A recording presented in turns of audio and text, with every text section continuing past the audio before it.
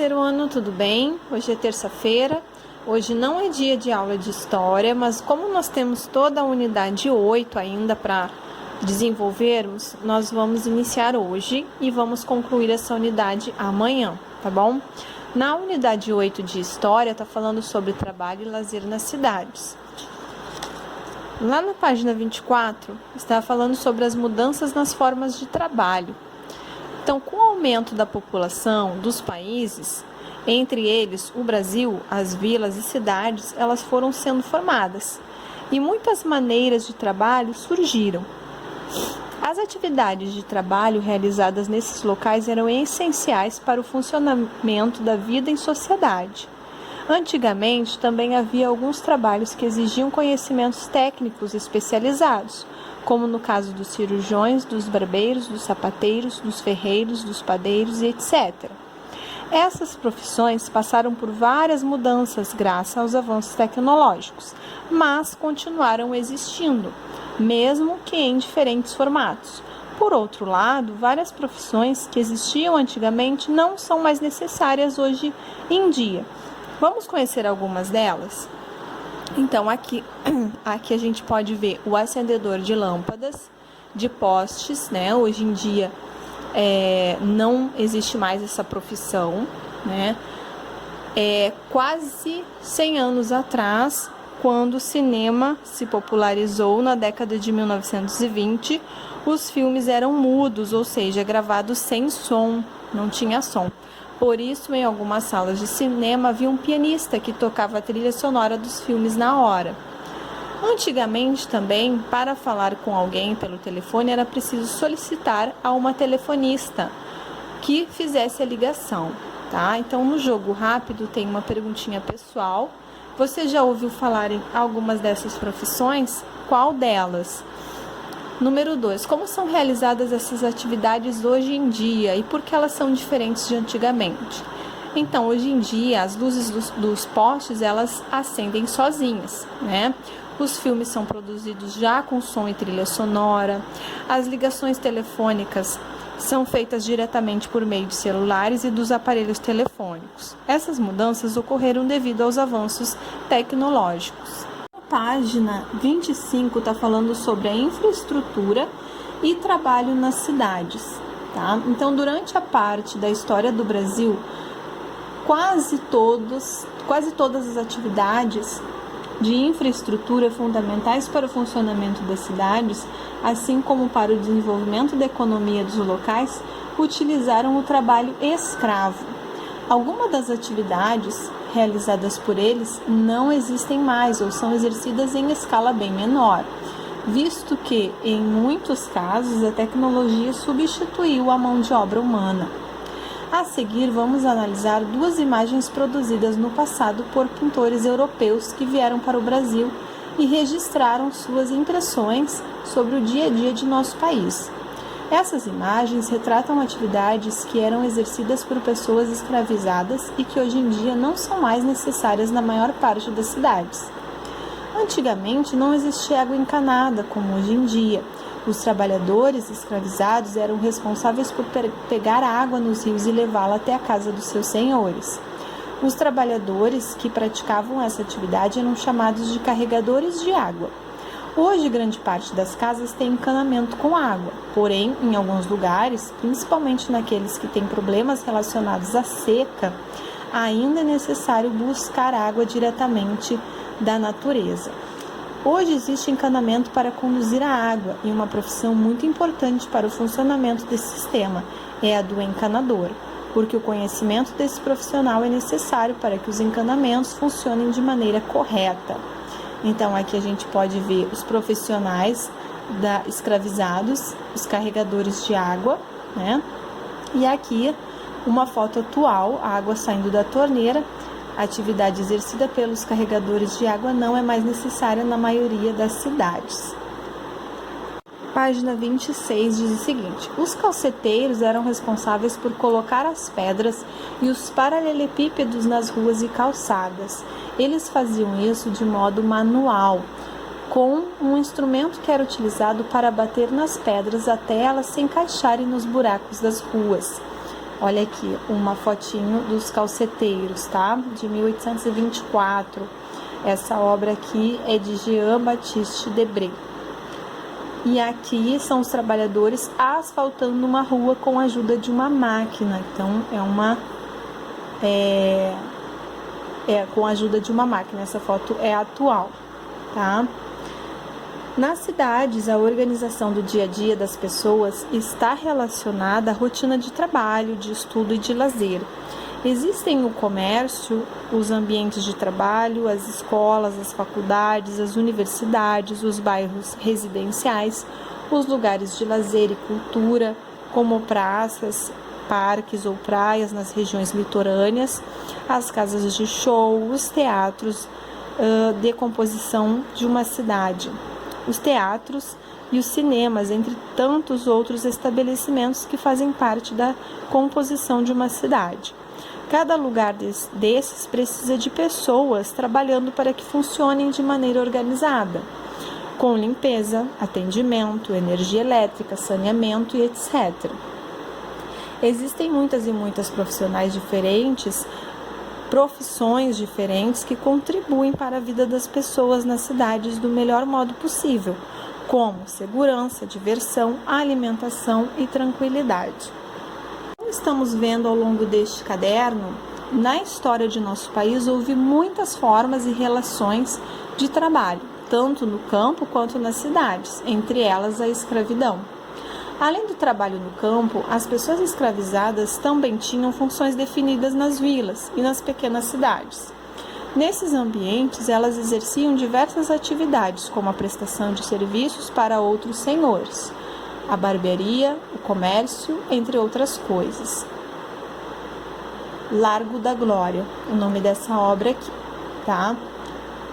E essa outra aqui chama Os Refrescos do Largo Palácio após o jantar.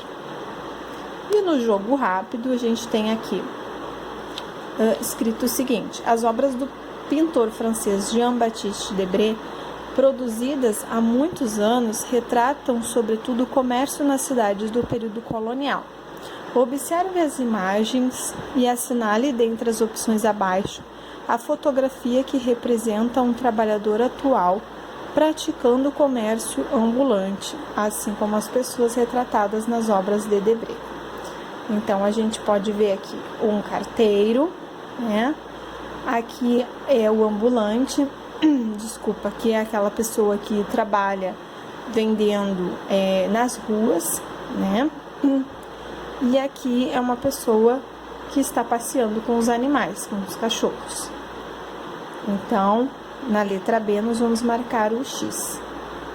Na página 28, fala sobre outros trabalhos de antigamente. No Brasil colônia, os membros das camadas mais ricas da sociedade ocupavam os cargos públicos importantes, eram proprietários de terras, escravos e estabelecimentos comerciais, e exerciam atividades religiosas. Alguns trabalhadores livres, que exerciam atividades profissionais nas cidades coloniais, pertenciam à classe média da sociedade, não sendo nem ricos nem pobres. Podemos citar dentre eles os pequenos comerciantes, os donos de oficinas, os artesãos, os alfaiates, os carpinteiros e os sapateiros. Havia ainda os profissionais que exerciam atividades especializadas, como os farmacêuticos, os cirurgiões, os joalheiros e etc. Botica, de Jean-Baptiste Debré, tá? Nas boticas eram vendidos remédios e produtos farmacêuticos, era como se fosse uma farmácia. Aqui, hoje em dia, os lugares que vendem remédios e outros produtos são chamados de farmácias, né? Quem trabalha na farmácia é especialista em medicamentos, entre outras coisas, é o farmacêutico, tá? Desafio. Baseando-se na análise dessas duas imagens, faça uma pesquisa sobre as farmácias hoje e antigamente. Registre em seu caderno informações sobre os diferentes tipos de tecnologia utilizados nessa atividade nos dias de hoje e em que aspectos eles se diferenciam dos que eram empregados no passado. Tá bom, pessoal? Essa atividade, então, é no caderno. Na página 29, nós temos que tirar do material de apoio estas figuras aqui, tá? Estas imagens. e colar no livro direitinho, tá? Então eu vou deixar aqui o vídeo para vocês darem uma pausa e conferir aí com o de vocês, tá? Ó, o padeiro, o marceneiro, o acendedor de lampiões, o vendedor ambulante, o farmacêutico e o carregador de água, tá? E aí o que vocês vão fazer? Vocês vão assinalar com um X as figuras que mostram profissões que ainda existem na região onde você mora. Tá bom? Então você vai ver, tem um padeiro, se tiver marca X, tem um marceneiro, aquele que trabalha com madeira, se tiver marca X, tá? E aí vocês vão observando imagem por imagem e vão colocando X aí nos profissionais que ainda existem na região onde você mora. Agora, pessoal, página 30, nós vamos falar sobre o lazer e cultura nas cidades. Fazem parte dos costumes humanos o desenvolvimento de hábitos festivos, né? As brincadeiras, as atividades de lazer, os produtos artísticos, como nós já estudamos. Nas cidades do período colonial, isso já ocorria, apesar da terrível condição que a escravidão trazia para as pessoas escravizadas. Os africanos trazidos para trabalhar no Brasil desenvolveram diversas manifestações artísticas para se encontrarem, divertirem-se e tornar a vida mais tranquila, né? Essas manifestações são muito importantes para a cultura de nosso povo. Alguns lugares das cidades brasileiras na atualidade carregam a memória desses atos de lazer, como é o caso da Pedra do Sal, localizada na região portuária do Rio de Janeiro. Nesse local, homens e mulheres escravizados se encontravam para festejar, dançando e cantando músicas. Muitos historiadores apontam em seus estudos que a Pedra do Sal é um dos lugares onde teria nascido um dos ritmos mais importantes de nossa cultura, o samba. Depois do fim da escravidão, a Pedra do Sal continuou sendo um local de encontro dos negros que moravam na cidade. E lá grandes nomes do samba fizeram composições importantes, cantaram, divertiram-se e alegraram a região. Assim, esse local, que antigamente era um lugar de lazer dos escravos, hoje permanece importante para a nossa cultura, sendo tombado como patrimônio histórico e cultural brasileiro. Tá? Então, é um local onde ainda é preservado, né, na sua arquitetura, nos seus costumes, porque traz um pouquinho da história, né, pessoal? Aqui, por exemplo, a roda do samba na Pedra do Sal, em dezembro de 2016. No tempo da escravidão, esse era um local de encontro e hoje permanece muito importante para a nossa memória. No jogo rápido diz o seguinte: você conhece algum lugar de lazer que existe há alguns anos, como uma praça, um parque, um teatro histórico? Pergunte a seus familiares se algum lugar que frequentavam antigamente para se divertir ainda existe. Registre a resposta nas linhas a seguir e compartilhe com os colegas. Então aqui vocês, né, só vão responder aqui, fazer aí a entrevista com os familiares de vocês, tá bom? E lá na página 31 fala sobre artistas negros na cultura brasileira. Diversos artistas negros ajudaram a construir a vida cultural das cidades de antigamente. Vamos conhecer um artista que habitava a região que hoje conhecemos como Estado de Minas Gerais? Em Minas Gerais, a produção artística e cultural sempre foi intensa. Muitos escravos ou descendentes de escravos se tornaram artistas. Eram músicos, entalhadores, construtores, escultores, etc. Podemos destacar Aleijadinho ou Antônio Francisco Lisboa como um dos artistas que se tornaram bastante conhecidos e tiveram muitas de suas obras preservadas. Esse artista nasceu na cidade mineira de Vila Rica, atualmente chamada de Ouro Preto, e era filho de um arquiteto português e de uma escrava africana. Aleijadinho era escultor, entalhador e arquiteto. Nos dias de hoje, ainda é possível conhecer obras de sua autoria, que ornamentam várias igrejas de Minas Gerais, em cidades como Ouro Preto, Sabará, Congonhas e São João del Rei. Muitas das obras de Aleijadinho estão no Museu do Aleijadinho, em Ouro Preto, cidade histórica que tem diversas construções e diversos lugares de memória da cultura e história brasileira. A cidade de Ouro Preto, assim como as obras do mestre Aleijadinho, atrai muitos e muitos turistas, que nas férias ou fins de semana buscam conhecer mais sobre nossa sociedade de antigamente e sobre os locais que sobreviveram ao passar dos anos e permaneceram para nos contar parte de nossa história. Então, aqui, pessoal, é uma obra de Aleijadinho, tá? Que chama o Carreamento da Cruz, tá? É uma escultura feita em madeira policromada, tá? É uma obra de Aleijadinho.